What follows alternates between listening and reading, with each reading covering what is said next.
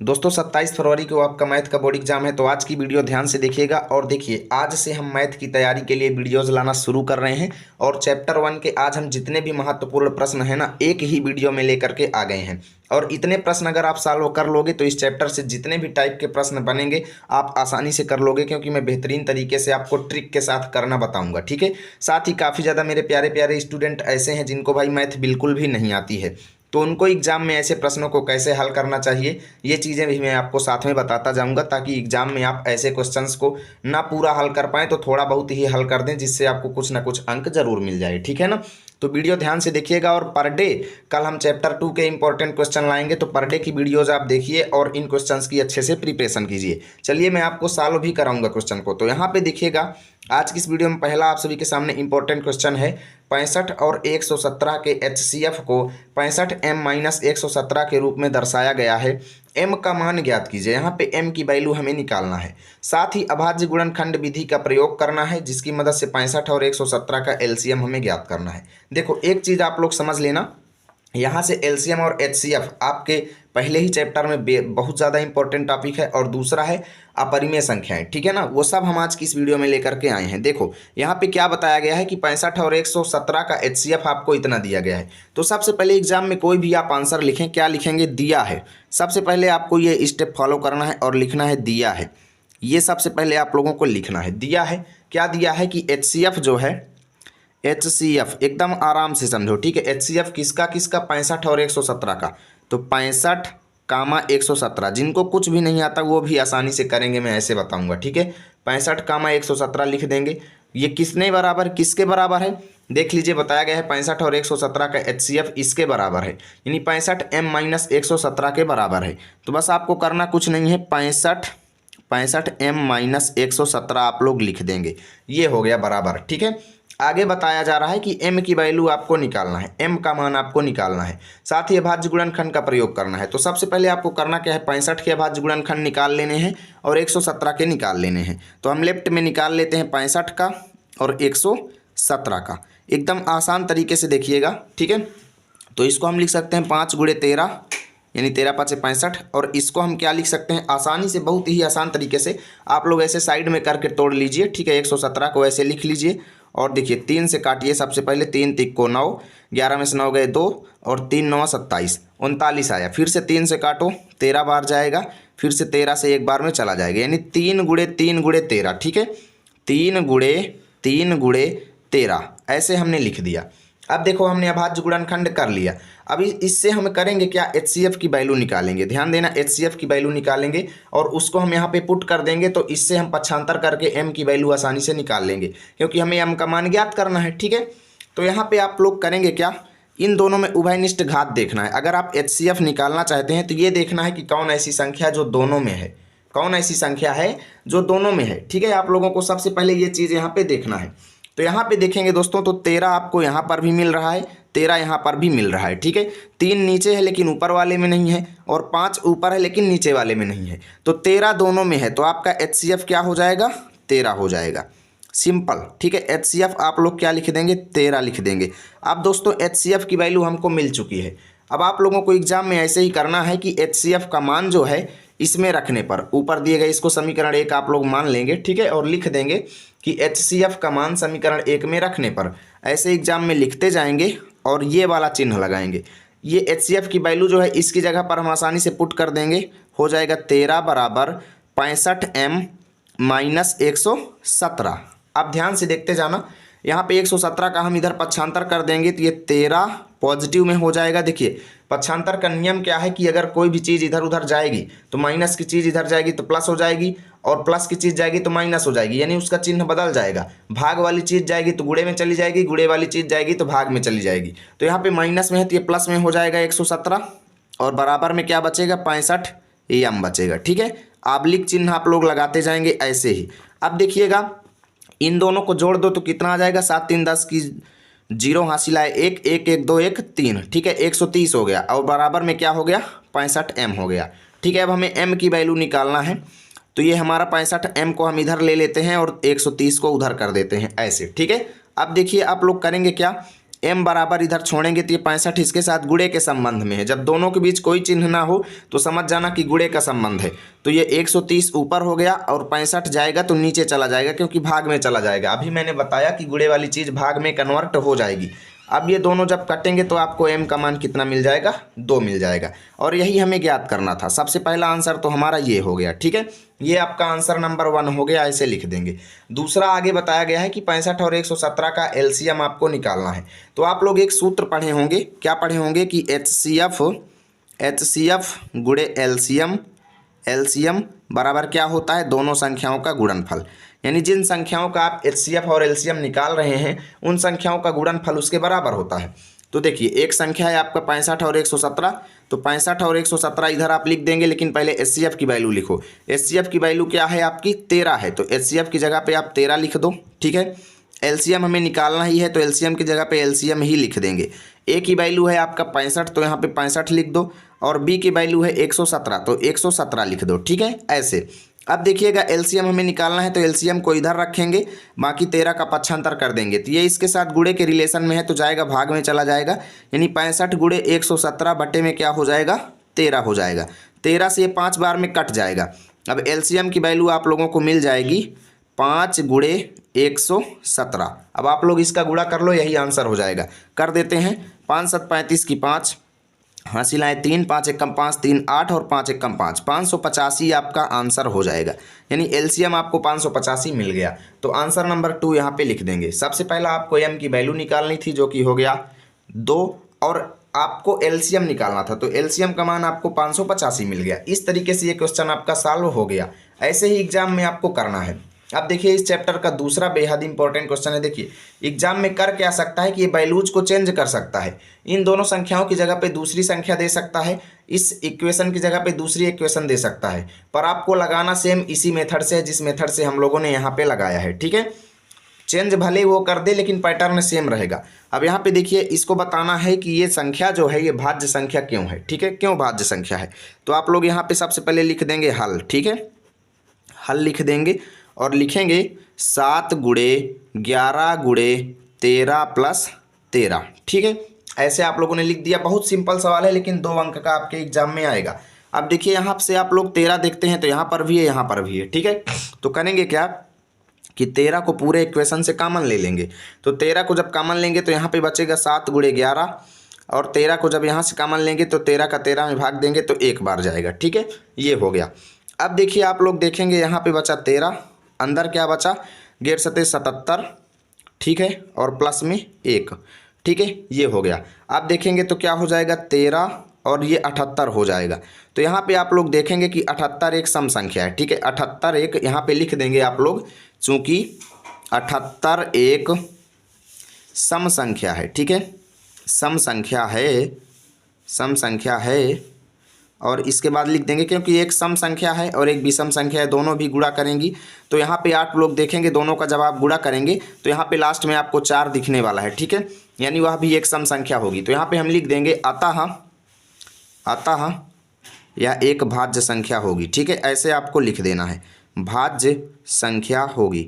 देखिए भाज्य संख्या का मतलब क्या होता है कि जो 3 यानी 2 संख्याओं से खुद के अलावा अन्य संख्याओं से भी विभाजित हो जाए, उसको हम भाज्य संख्या कहते हैं, ठीक है। और यहीं पे आप इन दोनों का गुणा कर लेंगे ना तो ऐसी संख्या मिलेगी जो कई संख्याओं से विभाजित हो जाएगी, अतः उसको हम कहेंगे कि यह एक भाज्य संख्या है, ठीक है। अब देखिएगा अगला प्रश्न है आप सभी के सामने। जांच कीजिए कि क्या किसी प्राकृतिक संख्या n के लिए संख्या 6 की पावर n अंक 0 पर समाप्त हो सकती है। बेहद इंपॉर्टेंट प्रश्न है दोस्तों। मैं थोड़ा पेन चेंज करता हूँ, आप सभी को अच्छा दिखे, ठीक है ना। हाँ, लाल कलर का पेन लेता हूँ ताकि आपको अच्छा दिखे।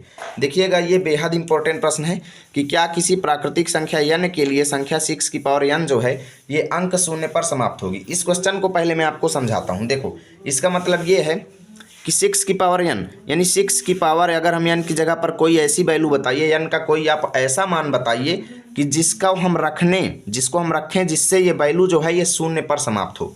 जैसे अगर हम n की जगह पे 2 रखते हैं, n की जगह पे 2 रखते हैं तो इसकी वैल्यू क्या हो जाएगी, 36 हो जाएगी। क्या ये लास्ट में 0 है? नहीं है, अतः ये 0 पर समाप्त नहीं हो रही है, ठीक है। और आगे देखते जाओ, यहाँ पे अगर हम 6 के पावर में 1 लिख दें तो क्या आ जाएगा, 6 आ जाएगा। क्या लास्ट में 0 है, नहीं है, तो ये भी 0 पर समाप्त नहीं हो रही है। देखिए 6 की पावर में 3 लिख दो, 6 छंग 36, छक्का 216 हो जाएगा, ठीक है। लास्ट में 6 आ रहा है, क्या 0 सब पर समाप्त हुई, नहीं हुई। प्रश्न आपका ये कहता है कि क्या n की कोई ऐसी वैल्यू है, इस n की जगह पे हम क्या रखें, क्या ऐसा मान रखें कि जिससे ये संख्या जो है 0 पर समाप्त हो जाए। आप में से कई यशस्वी लोग बोलेंगे कि 6n की पावर की 0 रख दो, n की जगह पे 0 रख दो। तो ध्यान देना, जब भी हम किसी संख्या के ऊपर 0 पावर लगाते हैं ना, तो उसकी वैल्यू 1 होती है, ना कि 0, उसकी वैल्यू हमेशा 1 होती है, ध्यान देना। तो अब भी ये 0 पर समाप्त नहीं हो रहा है। तो आपसे ये पूछना चाहता है कि प्रश्न की बताइए दोस्तों, क्या हम n की कोई ऐसी वैल्यू रख सकते हैं जिससे संख्या 6 की पावर n जो है ये 0 पर समाप्त हो जाए। तो नहीं होगी। यहीं पर देखो, यहीं पर एक चीज़ देखना, सबसे पहले 6 के आप अभाज्य गुणनखंड करो तो कितना आएगा, 2 गुणे 3 आएगा। क्या आया, 2 गुणे 3 आया। एक बात मुझे बताइएगा दोस्तों, अगर हम एक बार एग्जाम्पल के तौर पे 5 लेते हैं, 5 की पावर n संख्या को लेते हैं और n की जगह पर हम क्या रख देते हैं, n की जगह पर हम रख देते हैं दोस्तों 2 रख दें या 3 रख दें या कुछ भी कह लो, 4 रख देते हैं, ठीक है, 4 रख देते हैं। तो इसकी वैल्यू क्या हो जाएगी, 5 5 25, 25 पंचे 125 और 125 पंचे क्या हो जाएगा, आप लोग करिए, देखिए 125 गुणे 5, ठीक है। और यहीं पे देखिए कई बार ऐसा होता है दोस्तों कि संख्या जो है ना, हम जैसे ही यहाँ पे n की वैल्यू रखेंगे तो लास्ट में संख्या 0 पर समाप्त हो जाएगी।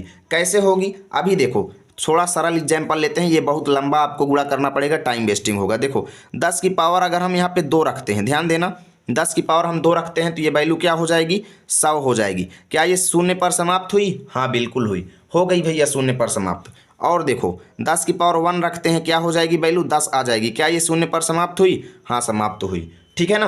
अर्थात हम कह सकते हैं कि 10 की पावर n संख्या जो है ये n बराबर 1 के लिए भी और 2 के लिए भी, दोनों के लिए ये 0 पर समाप्त हो रही है। क्यों समाप्त हो रही है, अब एक बार देखो 10 का आप लोग अभाज्य गुणनखंड करो, क्या आएगा, 2 गुणे 5 आएगा। आप लोगों को एक चीज़ यहाँ पे देखने को मिला होगा, क्या मिला भैया, यहाँ पे आपको 5 देखने को मिला। क्या मिला, 5 देखने को मिला। तो यहाँ पर ये सबसे बड़ी खास बात है दोस्तों, सबसे बड़ी खास बात यही है। आप लोग यहाँ पे 20 एक एग्जाम्पल और देख लो, 20 की पावर हम 2 रखते हैं तो वैल्यू क्या आ जाएगी, 400 आ जाएगी। लास्ट में 0 पर समाप्त हो गई, संख्या हो गई। अब 20 के अभाज्य गुणनखंड करो एक बार, आ जाएगा 2 दूना 4 पंचे 20। यहाँ पर भी आपको 5 मिल गया। एक चीज़ मैं आपको बता दूँ, खास बात ये है दोस्तों कि जो संख्या 0 पर समाप्त होगी ना, जिस संख्या में n की वैल्यू रखने पर हमें 0 पर वो संख्या समाप्त होगी, उसके अभाज्य गुणनखंड में हमेशा 5 आपको जरूर देखने को मिलेगा। कहने की बात ये है, इसीलिए मैं 1 घंटे से आपको समझाना चाहता हूँ, ठीक है।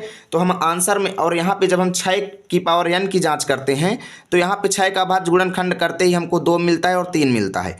5 यहाँ पर हमें कहीं भी दिख नहीं रहा है, कहीं भी दिख नहीं रहा है। अतः हम कह सकते हैं कि भाई 6 की पावर n जो है कभी भी 0 पर समाप्त नहीं होगी। यहीं पे अगर 10 की पावर n की बात की जाती तो ये n की 1 2 वैल्यू पर ये 0 पर समाप्त हो ही जाएगी। n बराबर 1 रखेंगे तब भी 0 पर समाप्त होगी, 2 रखेंगे तब भी 0 पर समाप्त होगी, क्योंकि 10 के अभाज्य गुणनखंड में 2 और 5 अर्थात 5 समाया हुआ है। ऐसे ही 20 की पावर n भी 0 पर समाप्त होगी, 30 की पावर n भी 0 पर समाप्त होगी, क्योंकि इसके अभाज्य गुणनखंड में आपको 5 देखने को मिल जाएगा, ठीक है ना, 5 देखने को मिल जाएगा। तो यही चीज़ मैं समझाना चाहता हूं कि जो संख्या 0 पर समाप्त होगी ना, उसके अभाज्य गुणनखंड में 5 आपको देखने को मिलेगा। तो बात आती भैया हम तो ये समझ गए, लेकिन एग्जाम में लिखेंगे कैसे, तो हल का ऑप्शन आप डालेंगे। ये थ्योरेटिकल क्वेश्चन है, इसमें न्यूमेरिकल तनिक भी नहीं है। तो लिखेंगे कि दी गई संख्या 6 की पावर n के अभाज्य गुणन करने पर हमें 2 गुणे 3 मिलते हैं, अर्थात हमें कहीं पर भी 5 नहीं मिलता है। ऐसे आपको लिखना है, कहीं पर भी 5 नहीं मिलता है, इसलिए यह संख्या जो है कभी भी 0 पर समाप्त नहीं हो सकती, क्योंकि ये हमेशा के लिए ये शाश्वत सत्य है कि जब भी कोई संख्या 0 पर समाप्त होती है तो उसके अभाज्य गुणनखंड में 5 अवश्य देखने को मिलता है। ऐसा आपको आंसर लिखना है और इस तरीके से आंसर लिख देना है, 2 अंक आपको बराबर मिलेंगे। चलते हैं अगले क्वेश्चन पर। अब देखिए दोस्तों, इसी चैप्टर का चौथा क्वेश्चन आ चुका है, बेहद इंपॉर्टेंट है। भले ही ये वैल्यू चेंज कर दी जाएंगी, लेकिन क्वेश्चन सेम इसी पैटर्न से लगेंगे जैसे मैं आपको बताऊंगा, ठीक है। देखो, संख्या 6, 72, 120 का अभाज्य गुणनखंड विधि द्वारा HCF को कहा जाता है मासा। क्या कहा जाता है, मासा। और LCM को क्या कहा जाता है, लासा, ठीक है, लासा। यहाँ पे बताया जा रहा है कि 6, 72, 120 का आपको अभाज्य गुणनखंड विधि द्वारा HCF और LCM निकालना है। तो देखो, सबसे पहले हम अभाज्य गुणनखंड करेंगे, इन सभी की संख्याओं का अभाज्य गुणनखंड करेंगे, ठीक है। 6 का कर लो, 6 का आप लोग करेंगे तो 2 गुणे 3 आप लोग सिंपल तरीके से कर लेंगे। 72 का कर लो, 72 का आप लोग आसानी से इस तरीके से ना कर पाएँ तो ऐसे कर लो, ठीक है। देखो 2 3 6, ठीक है, 7 में 6 गए, 1 2 छक्के 12, 36 बार गया। फिर से 2 से काटो 18 बार जाएगा, फिर से 2 से काटो 9 बार जाएगा, 3 से काटो 3 बार जाएगा, 3 से काटो 1 बार जाएगा। आपको क्या क्या वैल्यूज मिली, 2 की पावर 3 मिल गया, ठीक है। 72 बराबर क्या लिख देंगे, 2 की पावर 3 मिल गया, गुणे में 3 की पावर 2 मिल गया, ठीक है, 3 की पावर 2 मिल गया। ऐसे हम वैल्यूज पुट कर देंगे। तीसरा है 120, 120 भी लिख दो, और 120 का भाज्य गुणनखंड हम राइट साइड में कर लेते हैं, ठीक है, जगह शेष है। इधर करेंगे तो ये हो जाएगा 2 60, फिर 2 से करेंगे 30 बार जाएगा, फिर 2 से 15 बार जाएगा, फिर 3 से करेंगे 5 बार जाएगा, 5 से करेंगे 1 बार जाएगा, ठीक है। अब ये तो बेसिक मैथ है, आपको आनी चाहिए। तो 2 की पावर 3 मिलता है, ठीक है, 2 की पावर 3 मिलता है, गुणे में 3 गुणे 5 मिलता है, ठीक है, 3 गुणे 5 मिलता है। ये हमने भाज्य गुणनखंड सबके निकाल लिए। अब देखिए बता क्या रहा है कि इसमें बताना है गुणनखंड विधि द्वारा HCF और LCM आपको निकालना है। तो HCF सबसे पहले ये देखना है दोस्तों, HCF निकालने की शॉर्टकट विधि ये है कि जो आपका भाज्य गुणनखंड आया है ना, उसमें ये देखो कौन सी ऐसी संख्या है जो सब में उपस्थित है। सब में उपस्थित है, देखें तो 2 यहाँ पर भी है, 2 यहाँ पर भी है, और 2 यहाँ पर भी है। हमने देख लिया कि 2 यहाँ पर भी है, यहाँ पर भी है, और यहाँ पर भी है। तो हम क्या करेंगे, सबसे 2 की सबसे छोटी घात ले लो। HCF में सबसे छोटी घात ली जाती है। 2 देखें तो यहाँ पर भी है, यहाँ पर भी है, और यहाँ पर भी है। तो 2 की सबसे छोटी घात कौन सी है, ये है, क्योंकि ये 2 अकेला है। यहाँ पे 2 की 3 घात है, यहाँ पे 2 की 3 घात है, तो 2 अकेला को हम यहाँ पे ले लेंगे, ठीक है, ये ले लिए। अब देखो 3 भी दोनों में, यहाँ पर भी 3 है, यहाँ पर भी 3 है, और यहाँ पर भी 3 है।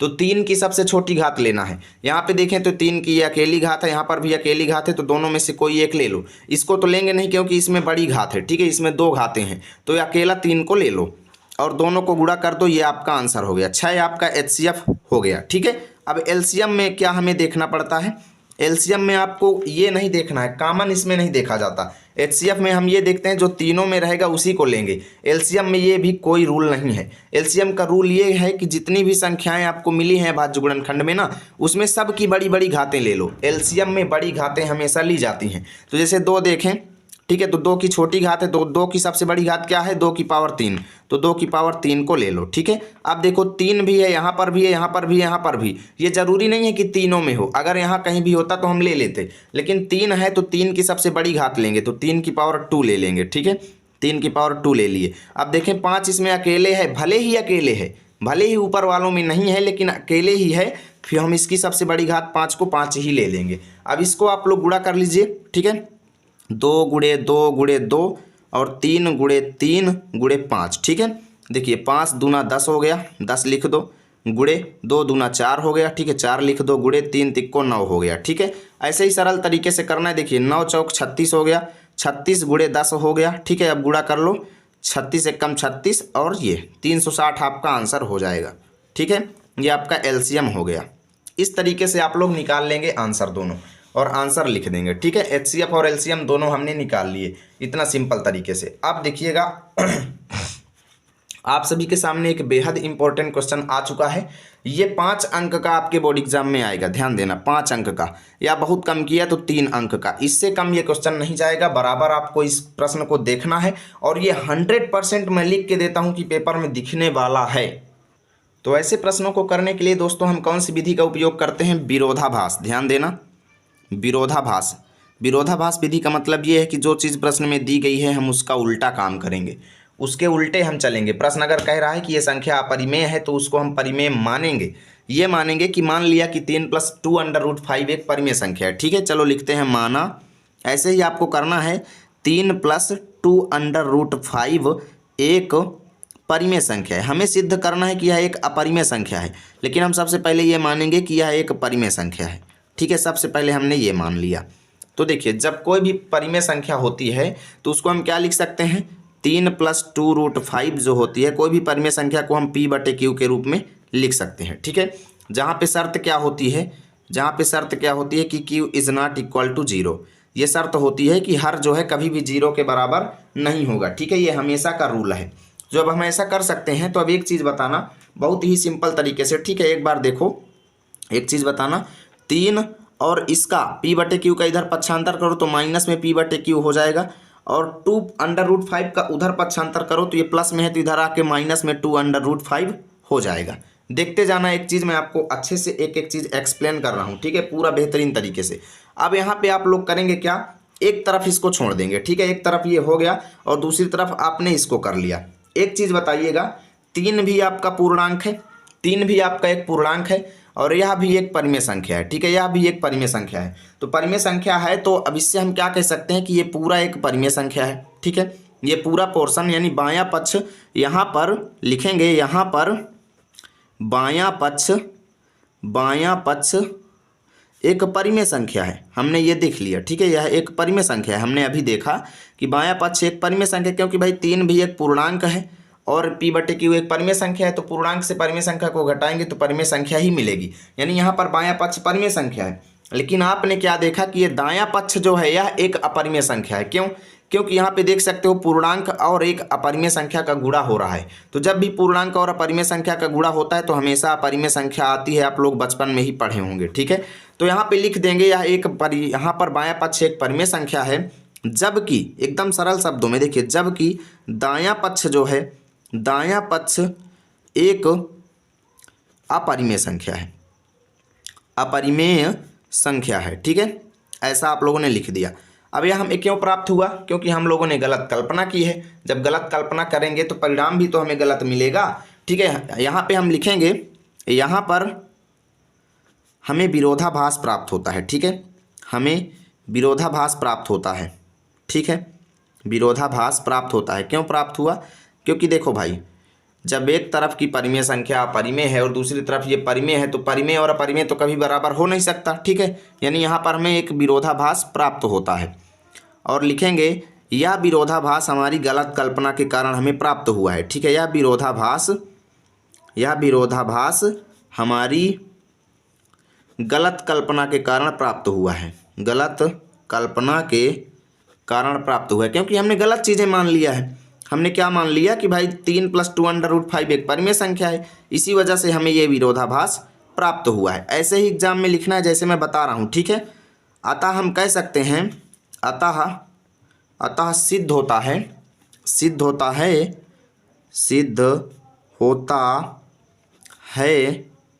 कि 3 + 2√5 एक अपरिमेय संख्या है। इस तरीके से आपको क्वेश्चन सॉल्व करना है और कोई भी एग्जामिनर आपका एक भी अंक नहीं काटेगा। ध्यान देना, एग्जाम में थ्योरी लिखते समय आप कंजूसी मत कीजिएगा, अन्यथा आपके मार्क्स कट सकते हैं। तो इस तरीके से आज का ये चैप्टर फिनिश होता है। मैं आपको बहुत ही अच्छे क्वेश्चन बताया हूँ, ठीक है। उम्मीद करता हूँ वीडियो अच्छी लगी होगी। अगर आप पर डे की मेरी ये क्लासेस करते जाएंगे ना, तो भले ही ये वैल्यू चेंज हो जाए, इस वैल्यू की जगह में आपको दूसरी वैल्यू एग्जाम में दे सकता है। ये 3 + 2√5 है तो वो 2 + √3 आपको दे सकता है, 3 + √6 आपको दे सकता है, ठीक है। वैल्यू चेंज करेगा लेकिन पैटर्न सेम रहेगा क्वेश्चन को लगाने के, बस आपको सेम इसी पैटर्न पर लगाना है, ठीक है। यहाँ पे जैसे ये दिया गया है तो उसकी जगह पर आप ये लिख देंगे, हो गया, जो वैल्यू देगा वो रख देंगे, बाकी थ्योरी पूरा सेम रहेगी। इस तरीके से आप पर डे की वीडियो देखना, और एग्जाम में अक्सर वैल्यू चेंज करता है, ठीक है, क्योंकि मैथ का पेपर है, वो आपके दिमाग की क्वालिटी चेक करना चाहता है, इसलिए ये वैल्यूज वो चेंज करके एग्जाम में देगा। लेकिन आप लोगों को तरीका पता होना चाहिए, और आपका फास्टली मैं रिवीजन करा दूंगा। यदि वीडियो अच्छी लगी तो लाइक करो, दोस्तों के पास शेयर करो। मिलेंगे आप सभी के साथ अगली वीडियो में, तब तक के लिए जय हिंद, जय भारत।